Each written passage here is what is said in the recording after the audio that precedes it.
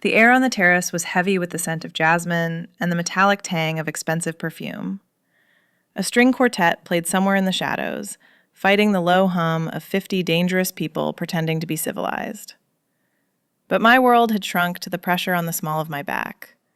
Helen's hand rested there, warm and possessive, a perfect performance of intimacy, and a stark lie compared to the cold command she'd just whispered.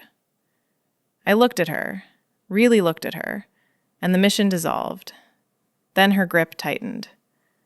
"Stop looking at me like that," she hissed. "You're blowing our cover." Rewind 48 hours, and the only tension between us was the hum of fluorescent lights in the sub-basement briefing room. It was sterile, cold, and utterly devoid of jasmine, the natural habitat of the woman I knew as the architect. Helen sat across the steel table, her posture a study in absolute precision. In 3 years, I had never seen her slouch. She treated emotions like variables in an equation, things to be isolated, analyzed, and eliminated. The director paced the length of the room, outlining the mission. We were heading to the Amalfi Coast, to a resort carved into the cliffs, to intercept a reclusive arms dealer named Markov. "You're going in as the newly engaged couple," the director said, sliding a velvet box across the table. "Wealthy, obsessed with each other, and looking for a wedding venue. Your cover needs to be airtight. Markov is paranoid. If he senses a single crack in the chemistry, you're dead." I looked at Helen. We were efficient partners precisely because we maintained a sterile distance. We were parallel lines that ran perfectly alongside each other, but never touched. This cover required us to not only touch, but to tangle, forcing an intimacy we had spent years avoiding. We spent the next 12 hours in that room, reviewing the dossier of our fabricated lives. We had to memorize the texture of a romance that didn't exist. I learned that my fictional fiancée, Colette, took her coffee black, hated the texture of velvet, and had proposed to me on a bridge in Paris during a rainstorm. Helen recited my favorite flowers and the name of my imaginary childhood dog with a detached, clinical efficiency. "You look down when you lie," she noted, her voice flat. "Fix it. Look at me when you say you love me." Then came the packing. I traded my tactical Kevlar and combat boots for silk that felt like water and heels that cost more than my annual salary. I packed sheer dresses and lace lingerie, feeling exposed before I'd even left the building. Helen watched me pack, her gaze critical, assessing the wardrobe with the same cold detachment she used to strip a weapon. "Pack the red dress," she said, pointing to the slip of silk. "Markov responds to red. It signals danger." The shift happened over the Atlantic. As the plane descended toward Italy, the distance between us began to shrink, forced by the proximity of the first-class cabin and the impending performance. She switched to Italian, her voice dropping an octave, becoming something smoother, richer. By the time we landed, the architect was gone. In her place was Colette, the heiress, and I was the woman lucky enough to catch her. The drive up the cliffside was an assault on the senses. The air changed from the stale pressure of the cabin to the sharp, acidic tang of lemons and the deep, salty brine of the Mediterranean. The convertible hugged the curves of the road, the sea crashing hundreds of feet below us. Helen drove with one hand on the wheel, the other resting on the gear shift, dangerously close to my knee. The silence between us wasn't the comfortable quiet of partners anymore. It was charged, heavy with what we weren't saying. Every time she shifted gears, her knuckles brushed the fabric of my dress, sending a jolt of electricity straight up my thigh. We were speeding toward a precipice, and I wasn't sure if the danger was the arms dealer waiting at the top or the woman sitting next to me. The car door opened, and the performance began the moment my heel struck the gravel. The resort wasn't just a hotel. It was a fortress disguised as paradise, smelling of old money, sea salt, and fresh lilies. The lobby was a sensory overload of marble floors that clicked sharply underfoot and gold leaf peeling from the ceiling in that charming old-world way that screams heritage. But I felt the weight of eyes immediately. Not just the staff, but the shadows in the periphery. Markov's security was everywhere, disguised as guests reading newspapers or sipping espresso. We walked to the reception, Helen's hand sliding into mine with a shocking ease. Her fingers were cool, dry, steady. Mine were trembling, just enough to pass for excitement rather than fear. The suite was an architectural insult to privacy. It was a sprawling expanse of white linen and floor-to-ceiling glass, overlooking the Tyrrhenian Sea. And in the center, a bed wide enough to sleep an army, but clearly designed for two people who had no intention of sleeping. There were no walls between the bedroom and the bath, just a pane of frosted glass that hid nothing. It forced an immediate, brutal confrontation with the fact that my partner, the woman who buttoned her blazer to her chin, was about to be very, very visible. "Darling," Helen murmured, her voice dripping with that fake honeyed affection. "Look at this view." It was the code. The suite began. We moved through the room in a synchronized dance of paranoia and performance. To the camera hidden in the smoke detector, we were a couple admiring our honeymoon suite. To each other, we were technicians. I laughed at a joke she didn't tell, throwing my head back while my fingers traced the underside of the bedside lamp, searching for a listening device. She embraced me from behind, her chin resting on my shoulder, while her other hand ran a sensor wand over the frame of the mirror. It was intimate and cold all at once. We found nothing, but the ritual itself left us standing in the center of the room, breathing the same air, the distance between us erased by necessity. Then came the luggage. I opened my case, and the contents spilled out like a confession. The agency's wardrobe department had been thorough. Too thorough. Silk slips that were more suggestion than clothing, lace that felt fragile against my fingertips. Helen stood by the wardrobe, arms crossed, watching me unpack. She didn't look away. She assessed the lingerie with the same critical eyes she used for a tactical map. "The blue one," she said, her voice devoid of inflection. "Wear the blue one tonight. It matches the earrings." It wasn't a compliment. It was a strategy. But standing there, holding the silk against my body, I felt a flush that had nothing to do with the mission. "Come here," she commanded softly. I moved to her. We had to establish the baseline of our physical language before we went downstairs. "Your hand," she instructed, lifting my wrist. "It's too stiff. You're holding me like a shield." She placed my palm flat against her waist, pressing it into the curve of her hip. "Here, own the space. You're not guarding me. You're claiming me." The heat of her body through the thin fabric of her blouse was a shock. It radiated outward, searing my palm. She stepped in closer, invading my personal space with a ruthlessness that made my breath hitch.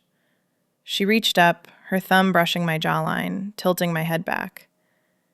"And when you look at me," she whispered, her eyes dark and unreadable, "don't look at my hairline. Look at my mouth. It sells the distraction." The friction of her skin against mine wasn't professional.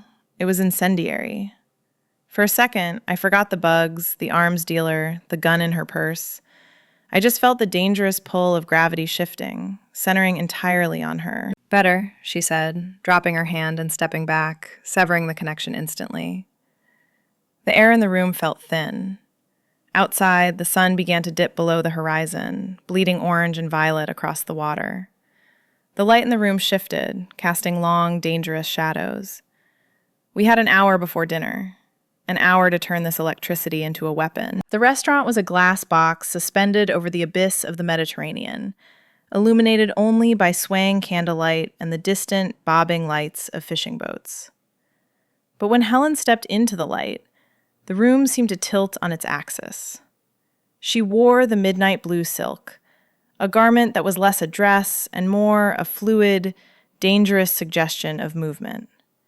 It dipped dangerously low in the back, exposing the sharp, elegant line of her spine, a physical vulnerability she never allowed in the field. Walking beside her felt like escorting a live grenade wrapped in velvet.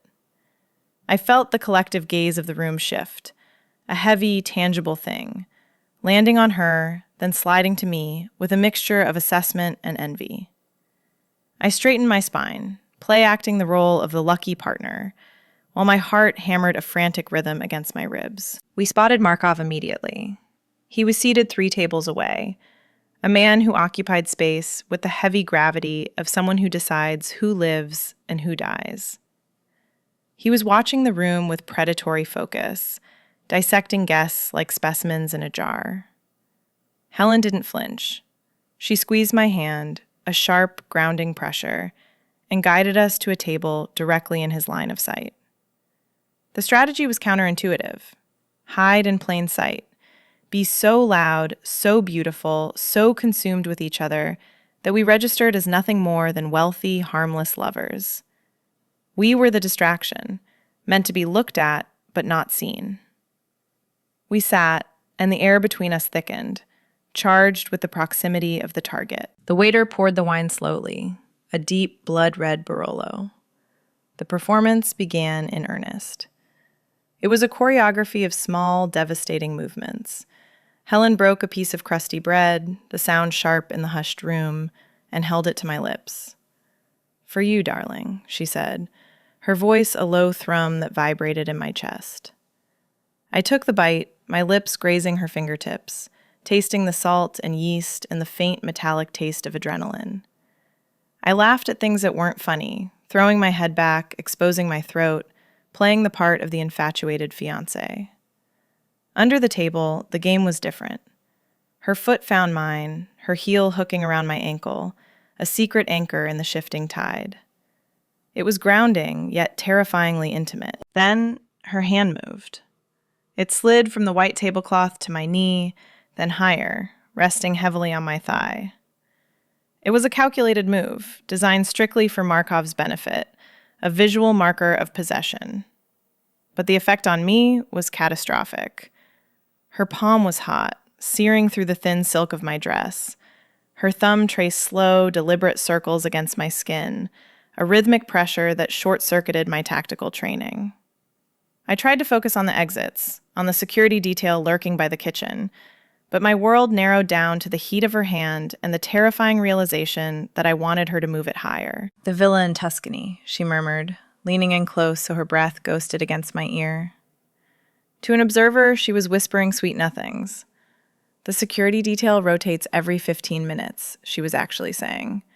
2 at the north door, 1 on the terrace. I nodded, smiling like I was imagining our future garden. "We'll need roses," I replied, my voice breathless. "And the perimeter alarm is outdated. I can bypass it in 30 seconds. We built a life out of lies and logistics, our eyes locked. The spell broke with the arrival of a shadow.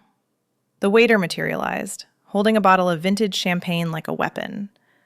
"Compliments of the gentleman at table 4, he announced, gesturing toward Markov. It wasn't a gift. It was a summons. A test.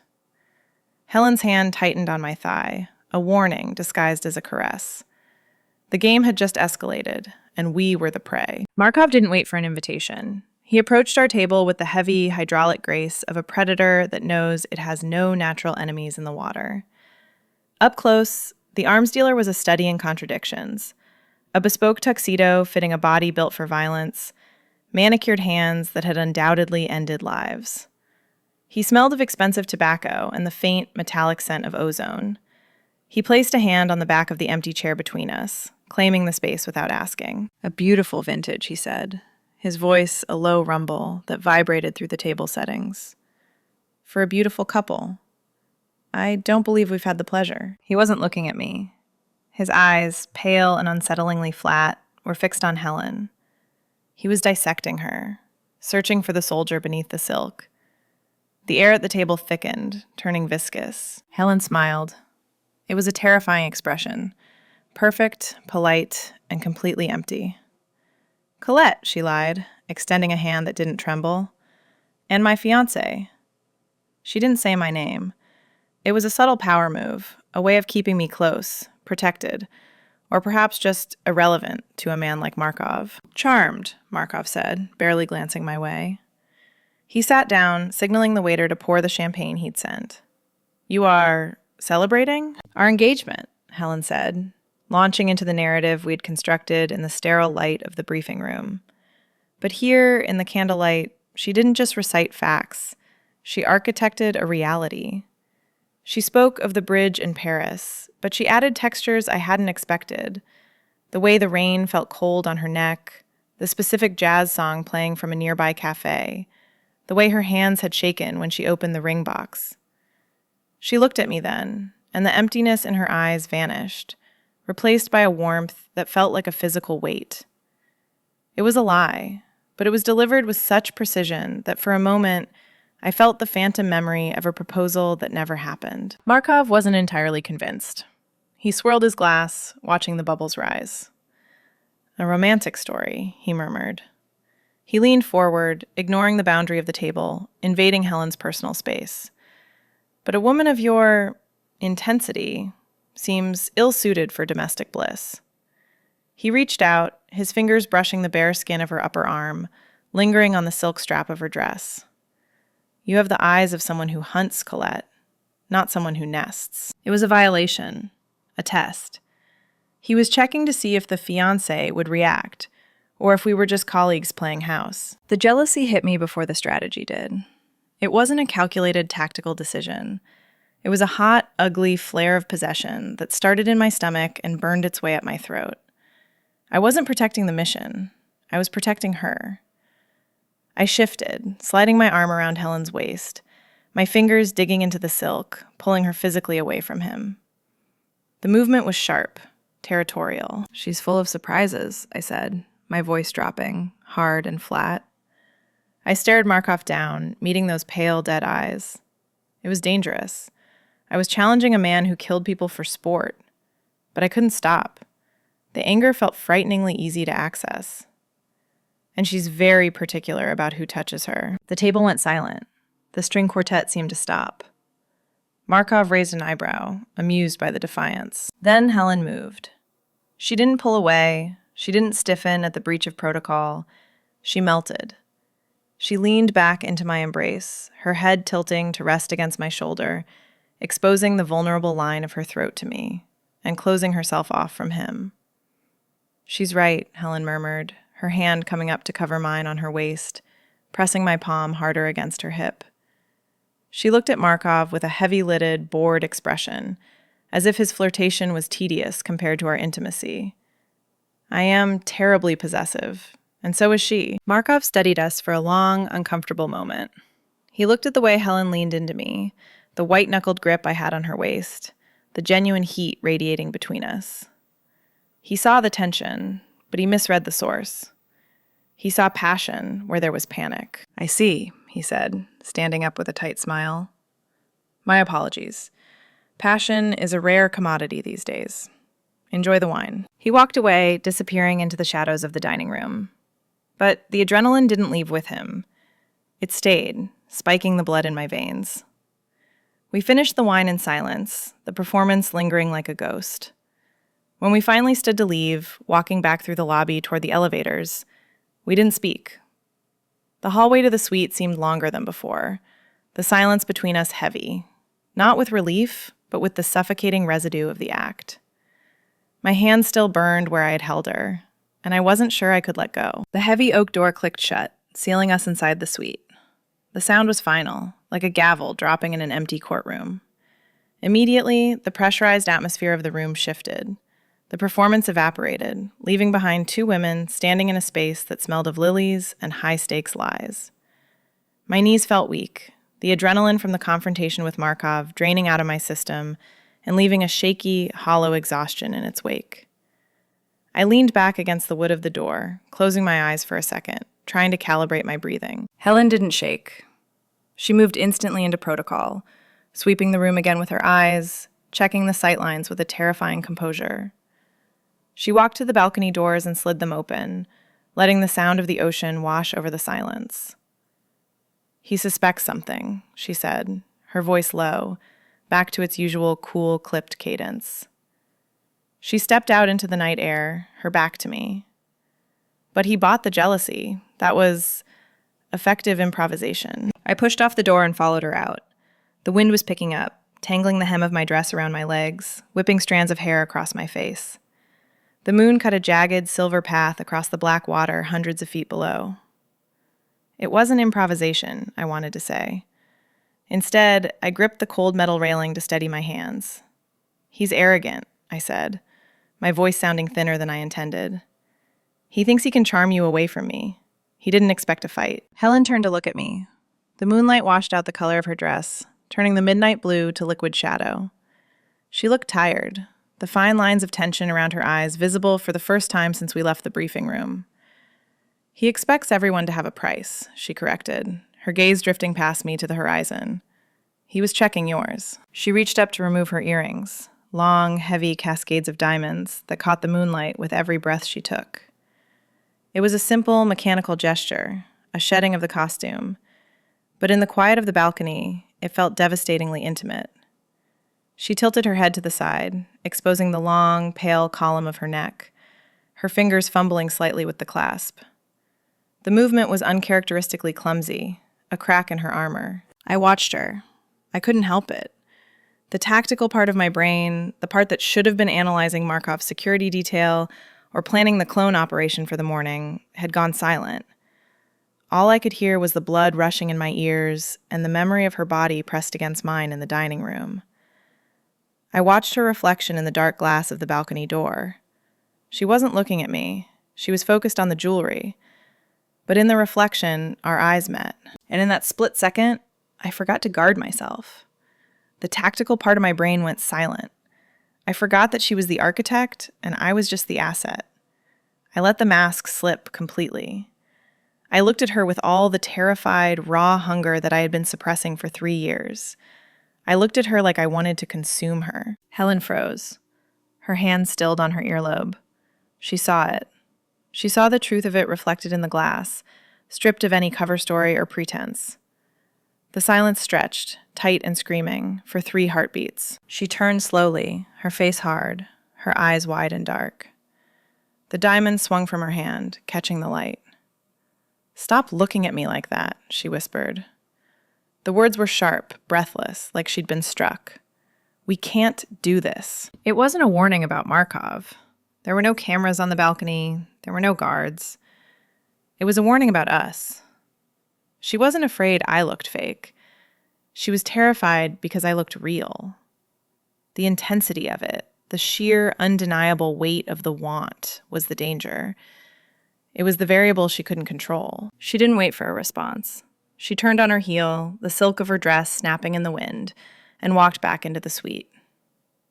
A moment later, the bathroom door clicked shut, and the lock turned with a decisive snap.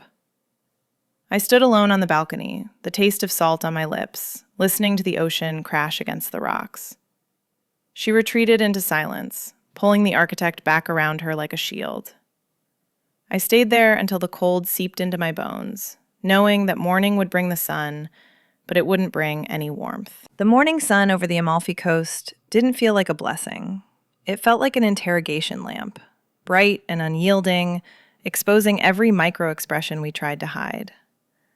The distance between the twin beds in the suite had felt like a canyon all night, but down here, on the scorched white stone of the pool deck, we were forced back into each other's orbit. The objective was simple. Markov swam laps every morning at 9. He left his phone on the teak side table, guarded by a man who looked like he chewed glass for breakfast. We needed to clone the device, which meant getting my clutch, containing a high-powered localized scanner, within 3 feet of that table, and then creating a distraction big enough to keep the guard's eyes off the blinking LED light for 90 seconds. "Turn around," Helen said. Her voice was flat, hidden behind oversized tortoiseshell sunglasses that masked her eyes completely.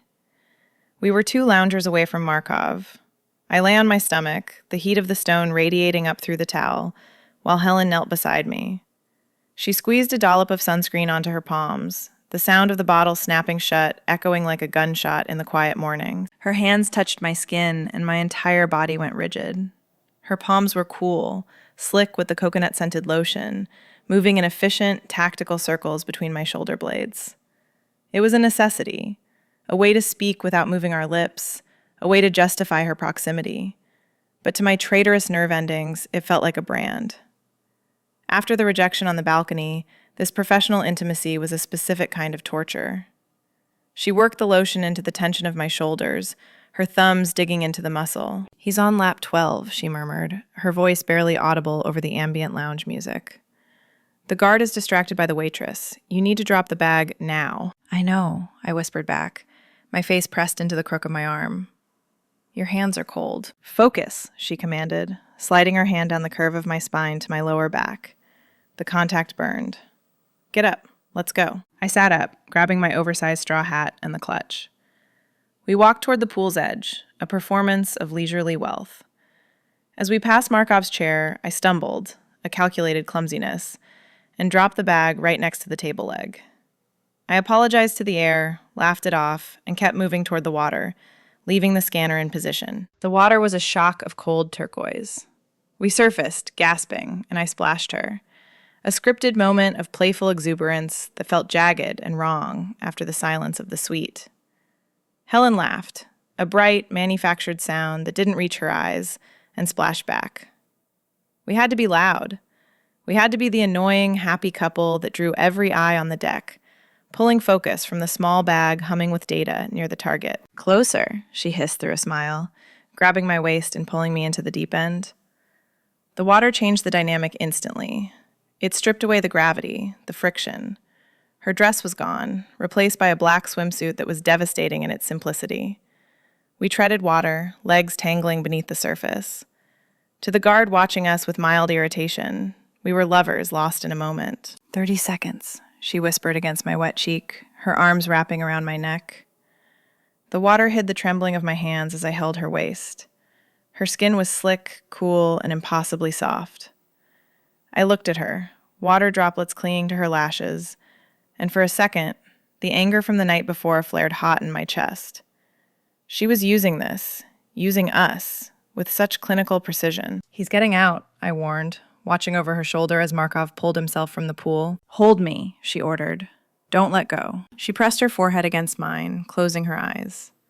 We floated there, suspended in the blue, chest to chest, sharing the same breath while the download completed. The intimacy was suffocating. It wasn't just a cover, it was a weapon she was wielding against me, and we both knew it. Done, I breathed, as the subtle vibration of the confirmation signal buzzed against my wrist. We pulled apart, the water rushing into the space between us. Climbing out of the pool, shivering as the air hit my wet skin, I grabbed a towel and wrapped it tight, not just for warmth, but to put a barrier back up. The tension wasn't just sexual anymore. It was sharp, angry, and fueled by the confusion of a woman who didn't know if she was being held or handled. Night fell over the coast like a heavy velvet curtain, bringing with it the climax of our theater. The gala was the centerpiece of the mission, the moment Markov would finalize the deal, and the moment we would break him. On the bed, the red dress lay like a pool of spilled wine. It was the slip of silk Helen had pointed to back in the briefing room, a garment chosen not for its beauty, but for its psychological impact. It was a signal flare. It was weaponized beauty. I stepped into it, the silk cool and fluid against my skin, settling over my body with an unforgiving intimacy. It fit like a second skin, leaving absolutely nowhere to hide a weapon, a wire, or a tremor of fear. I stood before the mirror, smoothing the fabric over my hips, when I saw Helen in the reflection. She was wearing a tuxedo, sharp, severe, and devastatingly elegant. The masculine cut of the suit only highlighted the feminine grace of her movement as she approached. She stopped behind me, her eyes meeting mine in the glass. The air in the room instantly pressurized. "The zipper," she said. It wasn't a question. I turned my back to her, sweeping my hair over my shoulder. It was a classic trope, a cliché from 100 bad spy movies, but in the silence of that suite, it felt suffocatingly intense. I felt her knuckles brush the bare skin of my spine, a ghost of a touch that sent a shiver rattling through my ribcage. The sound of the zipper rising was a slow, tearing noise in the quiet room. She didn't step away when it was done. She stayed there, hovering in the space behind me, her heat radiating into my back. "The speeches start at 10, she whispered, her breath hot against the sensitive skin below my ear. Her hand settled on my waist, not caressing, but grounding. "That's our window. We need to be in the private study by 10:05. We need a reason to disappear. We'll make a scene," I whispered back, watching her hands on my waist in the mirror. They looked possessive. "A lover's quarrel?" "No," she said, her grip tightening just enough to bruise. "We don't fight tonight. Tonight, we are inseparable. We disappear to be alone." We descended into the ballroom, a cavern of gold leaf and crystal chandeliers, filled with people hiding behind elaborate Venetian masks. The anonymity provided a false sense of security, a sea of faceless decadence, where everyone was watching, but no one was seeing. But I knew exactly where Helen was. I could feel her presence like a gravitational pull.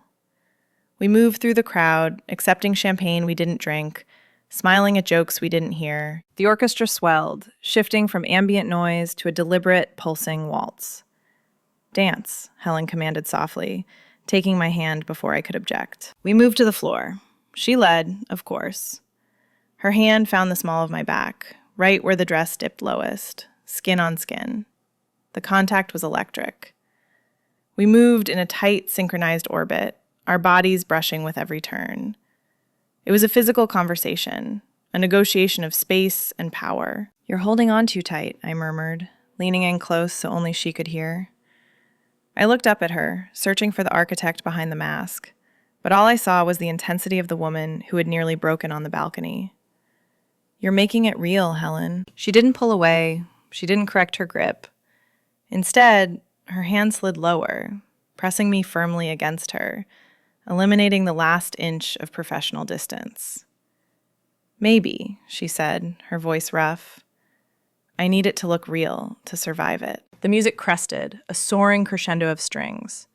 Over her shoulder, I saw Markov move toward the private wing, his security detail trailing behind. The target was in motion. The dance was over. Helen's grip tightened one last time, an acknowledgement of the truth we couldn't speak, before she spun me toward the exit. We slipped from the golden haze of the ballroom into the velvet silence of the private wing. The music faded to a distant thrum. Instantly, the lovers vanished, replaced by the operators. Helen moved with a predator's grace, the sharp lines of her tuxedo blending into the shadows. We reached the mahogany doors of the study. No words. The telepathy of survival took over. I watched the hallway while she went to work on the lock. Her hands, so possessive on the dance floor, were now surgical instruments. She produced a tension wrench from her cufflink. Click. We were inside. The study smelled of stale cigar smoke and secrets. The darkness felt heavy, oppressive, amplifying the sound of our breathing. "Desk," she whispered. "I'll check the safe." We moved in the dark, guided only by moonlight. I rifled through the drawers, fingers flying over files. Nothing. Then, the sound of heavy boots on marble. "Guard," I hissed. The footsteps were slowing down. He was 10 feet away. There was nowhere to hide. Helen didn't hesitate.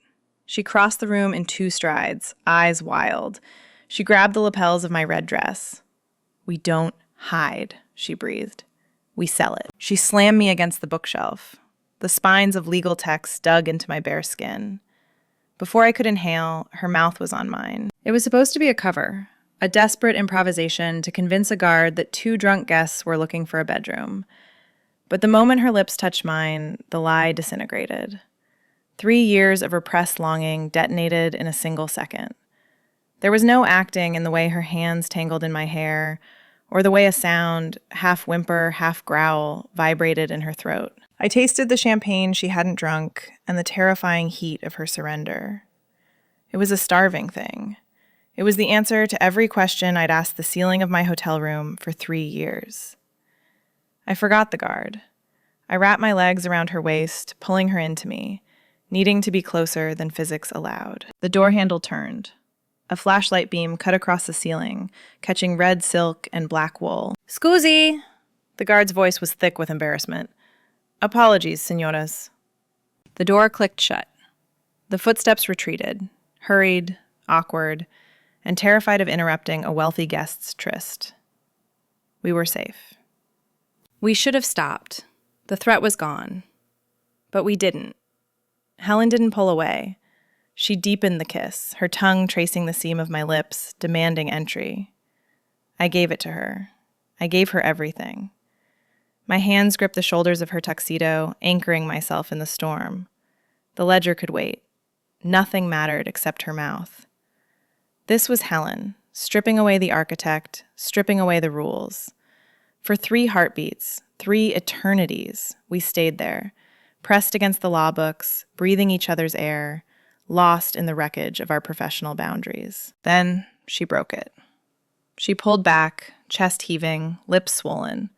Her eyes were wide with panic. We stared at each other in the gloom, the silence screaming. We had crossed the line. "The ledger," she rasped, her voice wrecked. She turned away, hands shaking as she reached behind a painting. She cracked the safe in seconds, muscle memory overriding emotional shock. She grabbed the black book, shoved it into her jacket pocket over her heart, and grabbed my hand. "Move," she commanded. But her grip wasn't tactical anymore. It was desperate. We exited the room, blending back into the shadows, but the ghost of her touch lingered on my skin, a promise that scared me more than any gun Markov could point at us. Walking back through the ballroom was an exercise in dissociation. My body was moving, smiling at the right moments, dodging waiters with trays of empty flutes, but my mind was stuck in that study. The heat of Helen's body against mine felt tattooed onto my skin, a phantom pressure that made the silk of my dress feel abrasive. We made it to the valet stand, the cool night air hitting my flushed face like a physical slap. The car arrived, a sleek black extraction vehicle disguised as a rental, and we slid into the back seat. The door closed, sealing us in darkness again. The silence wasn't the tactical quiet of the infiltration. It was heavy, thick with the unsaid. Helen stared out the window, her profile sharp against the passing streetlights. She was gripping her knees, her knuckles white. I could hear her breathing, a shallow, controlled rhythm that betrayed how close she was to shattering. We drove down the winding cliffside roads, the sea crashing below us, black and infinite. Every time the car took a sharp turn, our shoulders brushed, and the contact sent a fresh wave of electricity through me. She didn't pull away, but she didn't lean in either. She existed in a suspended state of rigid control, staring at the glass as if looking for a sniper. But I knew she was just trying not to look at me. The handoff at the airfield was a blur of fluorescent lights and clipped voices. I handed over the drive, signed the logs, and nodded at the support team. But I felt like I was watching myself from a great distance. I was operating on autopilot, my training handling the logistics, while my actual self was still vibrating from the memory of her pressed against me. We were released to the safe house, a nondescript villa halfway up the mountain, designed to be forgotten. We entered the safe house in silence. It smelled of dust and lemon polish, a neutral, sterile scent that felt jarring after the opulence of the gala. I kicked off my heels, the relief physical and immediate, and walked into the kitchen to pour water. My hands were shaking. I heard Helen in the living room, the rustle of fabric as she removed her jacket. I found her standing by the unlit fireplace. She had taken off the tuxedo jacket and undone the bow tie, leaving it hanging loose around her neck like an unraveled noose. She looked wrecked. Beautiful, but wrecked. She was staring at the empty grate, her arms crossed tight over her chest, protecting the space where the ledger had been, or maybe just holding herself together. "We need to talk about the study," I said. My voice sounded loud in the empty room. Helen didn't turn around. "We improvised," she said, her voice clipped, professional. The guard was approaching. It was the only viable distraction. We secured the objective. "Don't," I said, stepping closer. "Don't give me the mission report. I was there, Helen. I felt you." She finally turned. Her eyes were dark, defensive. "It was necessary cover. You know the protocol. We do what we have to do to survive the breach." "Is that all it was?" I pushed, closing the distance between us. "Just survival? Because when the door closed, you didn't stop. When the guard left, you didn't pull away. You held on to me, like you were drowning." She flinched. It was a small movement, a tightening of her jaw, but it was enough. She opened her mouth to deflect, to cite protocol or stress, but the words died in her throat. "I know the difference between adrenaline and want," I whispered. I reached out, my fingers hovering near her arm but not touching. "I know the difference between a cover and the truth. You kissed me back, Helen. You kissed me like you've wanted to do it for 3 years. I felt the specific texture of it. I felt you surrender." She looked at my hand, then up at my eyes. The silence stretched, agonizing and raw.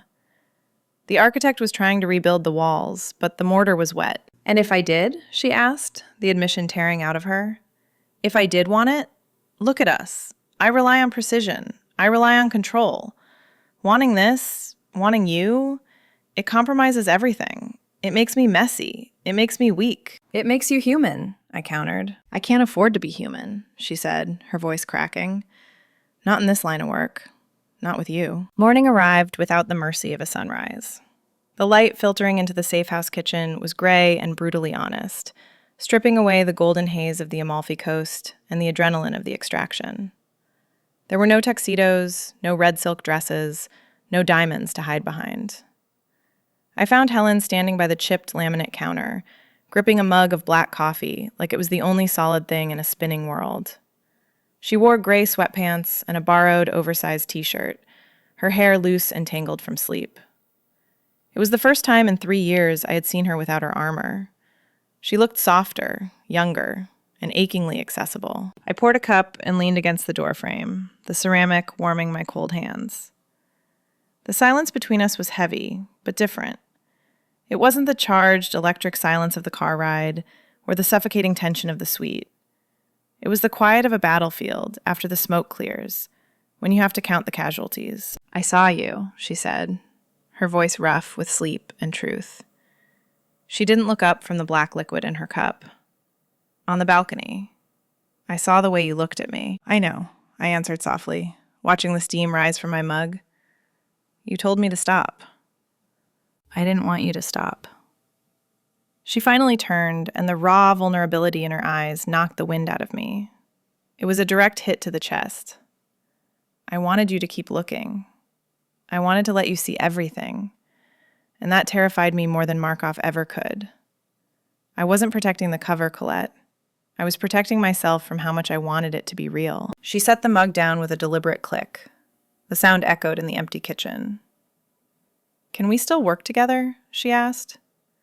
It was the professional question, the architect, trying to salvage the equation, trying to find a variable she could still control. Not like before, I said, shaking my head. We can't go back to before. We can't pretend the study didn't happen. We can't pretend I don't know the weight of your surrender. Helen nodded slowly. She took a step toward me, crossing the invisible line we had drawn 3 years ago. She didn't check for bugs. She didn't scan the perimeter. She just closed the distance until she was standing in my personal space, not as a tactic, but as a woman. She reached out, her hand trembling slightly, and cupped my face. Her thumb brushed my cheekbone, a touch that had no tactical purpose, no audience, no lie attached to it. It was grounding. It was real. I don't know how to do this, she admitted, her voice a whisper against my skin. I don't know how to be partners and this. We figure it out, I whispered back, leaning into her palm, closing my eyes against the gray light. We improvise. We packed the final bag in silence, folding the red dress and the tuxedo away like costumes from a play we'd survived. We were leaving the fictional lovers behind in Italy, buried in the luxury of the resort, but we were bringing something far more dangerous home. The couple was a lie, but the women leaving the safe house were finally telling the truth. We walked onto the tarmac, the wind whipping our hair into a tangled mess, the distance between our bodies practically zero. Helen turned to me before boarding. She didn't look at me with the partner gaze anymore, that cool, detached assessment. She looked at me with the same heat I gave her on the balcony, unflinching and absolute. The mission required a lie, but it forced us to find the truth. If you want to hear more stories about the lines we cross for love, subscribe.